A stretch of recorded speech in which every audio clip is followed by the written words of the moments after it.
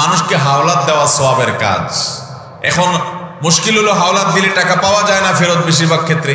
তো সেজন্য ইসলাম বন্ধকের ব্যবস্থা রেখেছে যে আপনি তার কাছ থেকে যে টাকা হাওলাত দিবেন ওই টাকার বিপরীতে তার এগেইনস্টে আপনি বন্ধক রাখবেন মূল্যবান কিছু।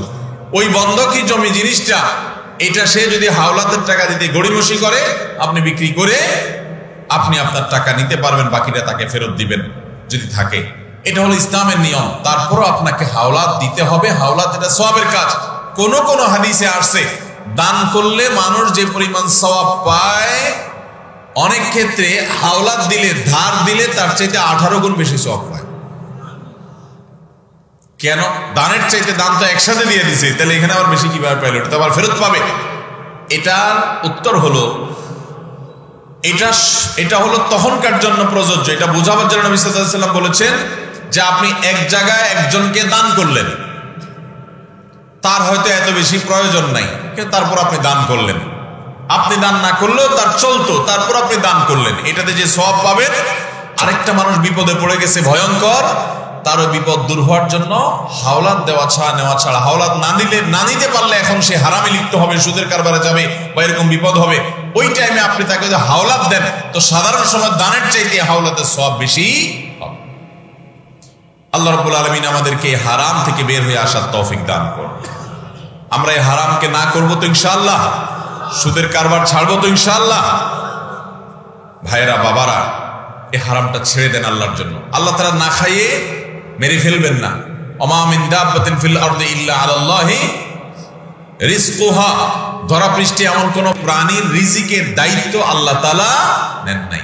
অতএব আপনি সুদের কারবার না করলে আল্লাহ আপনাকে না খেয়ে মেরে ফেলবেন না, না খাইয়ে মেরে ফেলবেন না, বরং আপনার উপার্জন হালাল যেটি আছে সেটি আসবেই আসবে। আপনি হালাল চেষ্টা করেন, এই হারামের পথে যাবেন না। সবাই বেঁচে থাকবো তো ইনশাআল্লাহ। এর চাইতে ভয়াবহ হারাম আর কিছু নাই ভাইয়েরা বাবারা, আরেকটা নাই। এর চাইতে জঘন্য আর কোনোটা নাই। গোটা কোরআনে আপনি 5 ওয়াক্ত সালাত সম্পর্ক যদি খোলেন তো এত ডিটেইল, এত বিস্তারিত আলোচনা কোরআনে আপনি পাবেন না। আল্লাহ ইঙ্গিতে বলে গেছেন, ব্যাখ্যা হাদিসে আছে।